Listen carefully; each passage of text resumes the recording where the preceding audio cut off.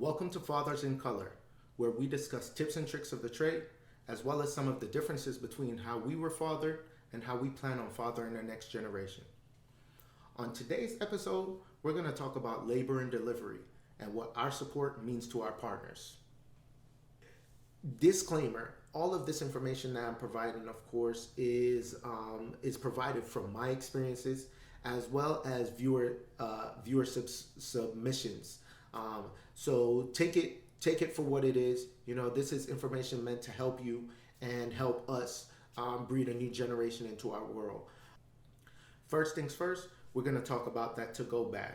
Now, generally, if you look online, you're going to find a huge list of all the things that mom should be carrying to the hospital, from change of clothes and so forth, that she needs in order to make it through the night of delivery.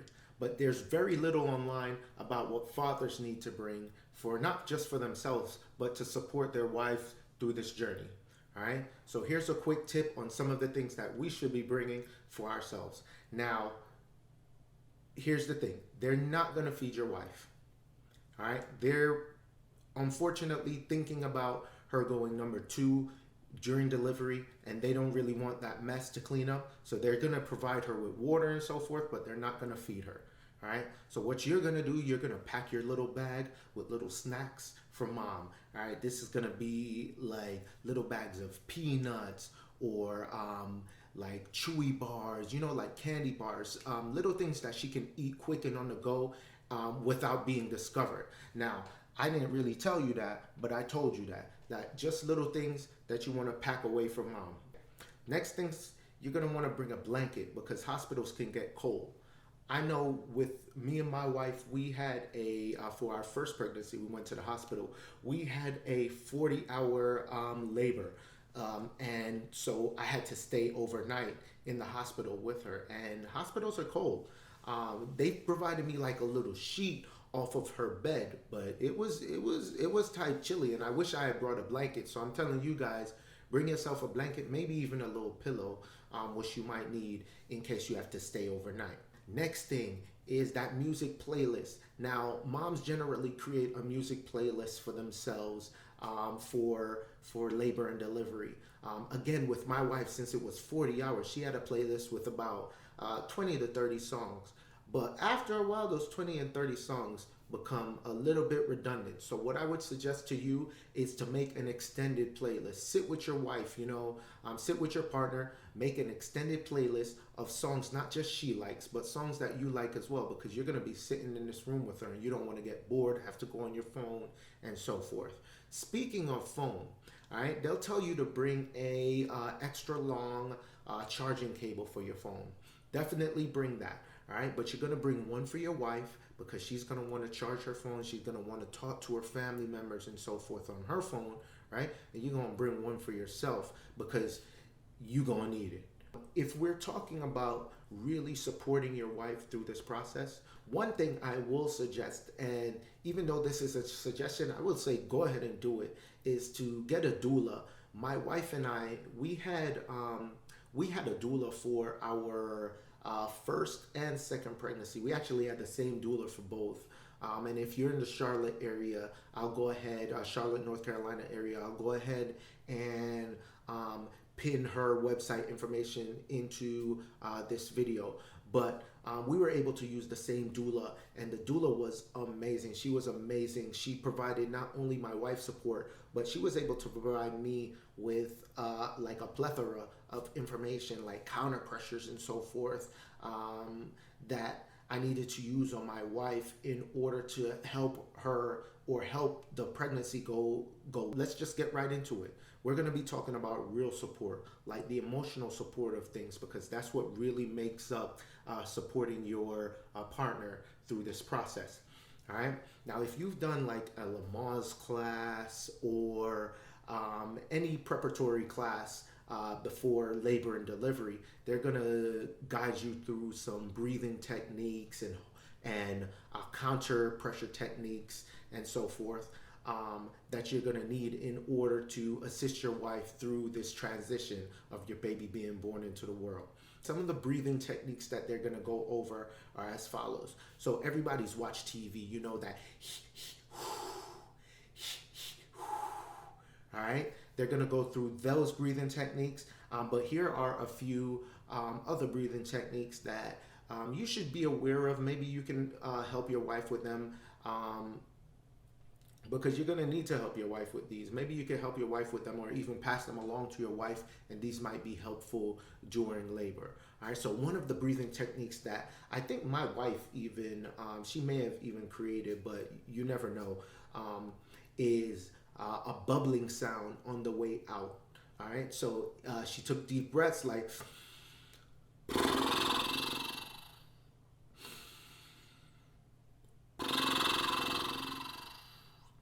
and these sounds, this breathing was able to help her through the early stages of labor. Now, when you get closer to transitioning is when the baby's about to come out. When you get closer to transitioning, one of the breathing techniques that really helped bringing our child into the world was a very deep grunt. There was a very deep grunting breathing exercise that we had to go through, where on the exhale again, it was a very low grunt, and it sounded something like this. It was more like,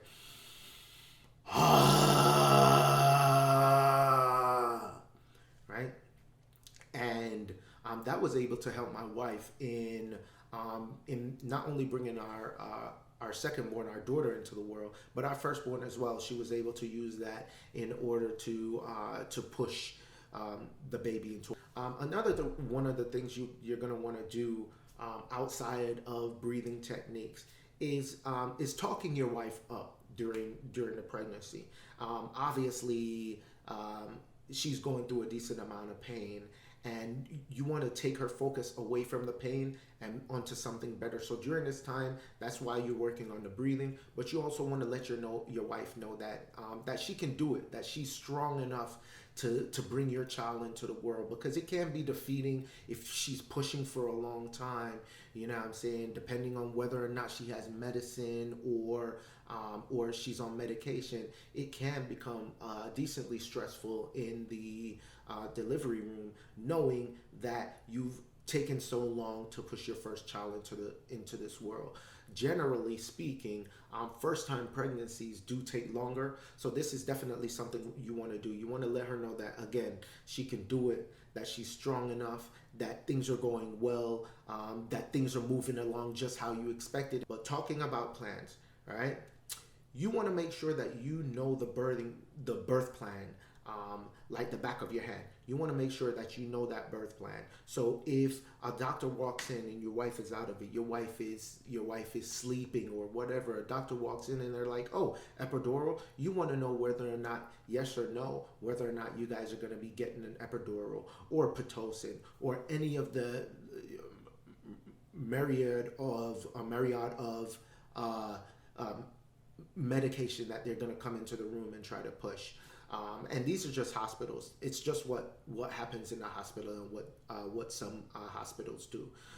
You also want to make sure you support your wife should she plan on making any changes to the birthing plan. You don't want to be like, we do an epidural, that's not on the plan, because you don't want to make her feel insecure or unsafe in any of the decisions she makes. You know what I'm saying? All decisions are great, and at the end of the day, the main focus is to try to bring your child into this world safely, and to make sure that your wife is also safe throughout that process.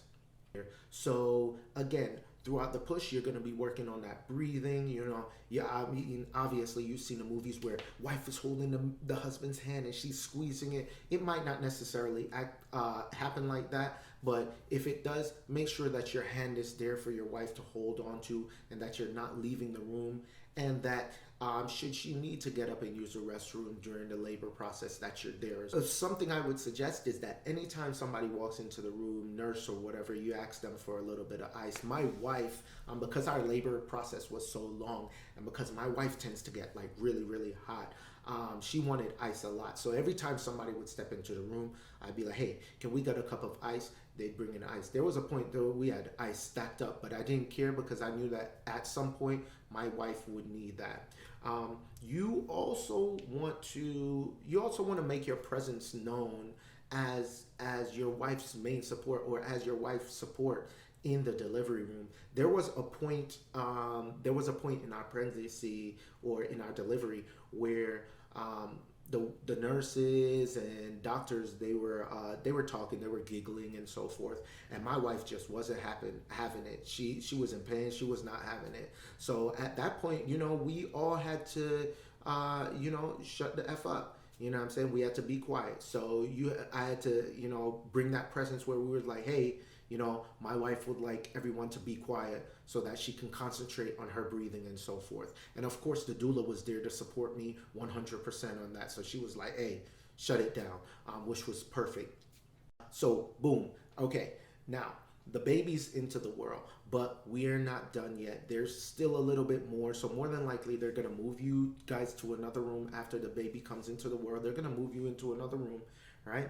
But mom is going to be super, super tired. She's going to need help going from the bed to the bathroom. Depending on how the pregnancy goes, there could be first, second, all the way up to fourth degree tearing, where she's going to be very weak and need that help, need to go to the restroom and so forth.